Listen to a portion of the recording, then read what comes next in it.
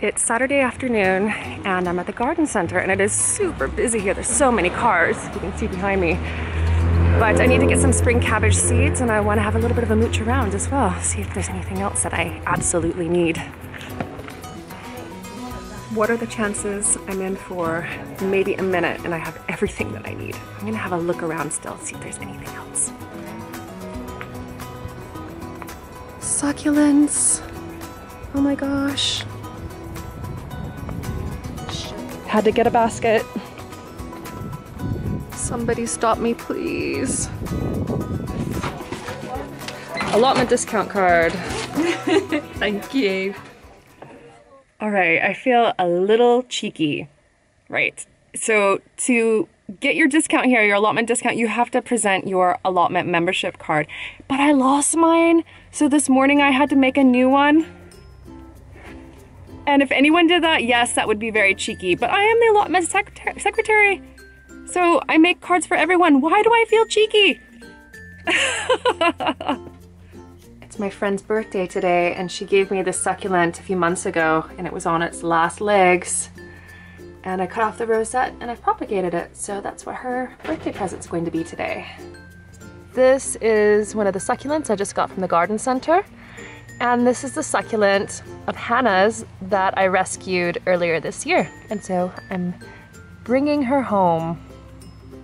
So, Hannah. Yes. I have a birthday present for you. Thank you. That you might recognize. Oh my god! That's amazing! How healthy does he look?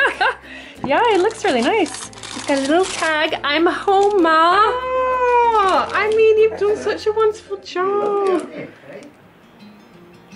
Another job for today is sowing spring cabbage. So seeds don't necessarily have to be sown in spring. You can sow them all throughout the summer, so that's called succession sowing. But also some crops, they actually produce their crops in different times of the year other than summer. So purple sprouting broccoli for one, and also spring cabbage, so those early spring greens, and you have to start sowing the seeds now. And yesterday, when I was at the garden center, I picked up this selection of cabbage, and it has all different types of cabbages, some that you sow in the spring and summer, of course, and one variety, the Durham Early, that you sow now. So that's one of my jobs for the day. So I'm gonna get busy doing that. So in sowing the seeds, I generally tend to sow seeds individually in modules, but this time I'm just going to be sowing directly into a tray. And this is a mushroom box from the supermarket, and I put holes in it using just an ordinary nail, just pressing it in for drainage. And then I've set it on a piece of old plastic from the greenhouse. It was an extra that was sent, so that will stop it from leaking everywhere here in the conservatory. And inside, this is just a multi-purpose compost, and I've filled it up and I'm just ruffling it slightly.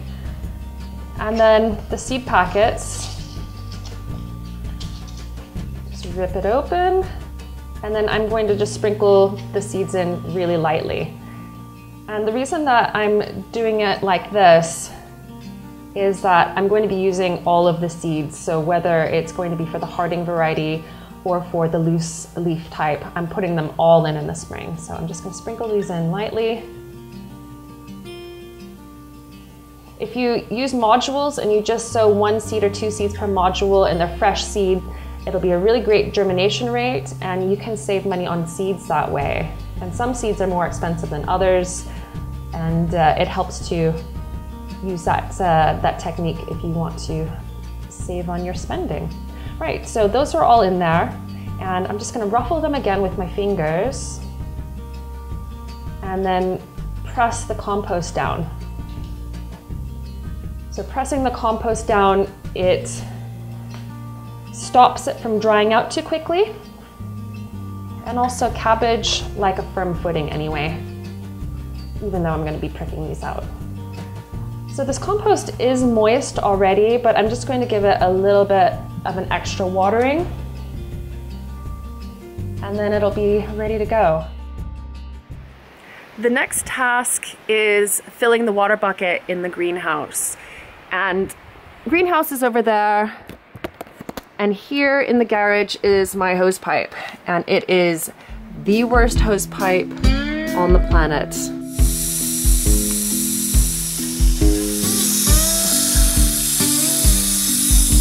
But going back over to the greenhouse, I love it, by the way. It's a Paul Ram Harmony variety. There should be a link down in the description if you're interested in it. But down here underneath the potting bench, I have a bucket that I fill with water. The occasional slug gets in there. But the idea with this is that when there's water inside, it heats up over the day, and then at nighttime when the temperatures are cooler, it releases that heat, so it keeps the greenhouse warm at night. Some more seeds that I have to start off again today are salad greens. So I do grow a lot of salad here in the greenhouse. First of all, it's warmer than outside here on the Isle of Man, and also it's convenient, so when I'm making dinner I can just pop out here and cut some leaves and make a fresh salad. And convenience is key with eating things like greens and herbs. So if you can grow them at home, grow them there. If you have them growing 10-minute drive away, it'll make it less likely for you to actually use them more often. The seeds that I'm going to sow today, I also got from the garden center yesterday. And the first one is Mixed Leaves Spectrum, which I've not tried before. Looks pretty good though. And this one I have tried quite a few times. It's one of the ones that is down in the planters actually right now, and it's the Oriental mix. And it's got some spicy mustard and pak choy and other delicious greens inside. So I'm going to sow a container half with this and half with that. So now as far as compost is concerned, I tend to just use multi-purpose compost that I get from the garden center. You can use your own homemade compost, and I fill it up about 3 inches, scatter the seeds on top, and it pretty much takes off on its own. It needs plenty of water, so make sure that there's water available, good drainage, and you can have salad crops in as little as a month, really, especially if you're growing inside of a greenhouse like here. There's just one last thing on the agenda before I head inside and make myself a warm cuppa. And it's much more of a fun thing than an edible gardening thing. And it's planting up these succulents. So while I was at the gardening center yesterday, not only did I get some for my friend, but I got some for myself as well. And they'll just go into ordinary compost, into a tin container that I've had for a while, drainage on the bottom, and hopefully next year there'll be many more of them to plant. So everything's done out in the greenhouse. I'm inside, I've got my warm cuppa. And yeah, even though I wasn't able to get out into the garden, it was still a really enjoyable time. And I hope that you thought it was interesting or maybe a bit funny watching me do my gardening normal day-to-day activities over the weekends. And if you like this video, give me a thumbs up. There's a thumbs up button just down below. And then also, I want to let you know that the next video is going to be a little bit different. It's my birthday on Thursday. And so I thought it'd be kind of fun to do a Q&A. So if you have any questions that you'd like to ask me, leave them as a comment below, and then in the next video, I'll answer them. Kind of cool, huh? And also, if you haven't subscribed yet, please do. Lovely Greens publishes videos once a week, and I focus on organic, edible gardening, beekeeping, and making fun, natural, and upcycled projects.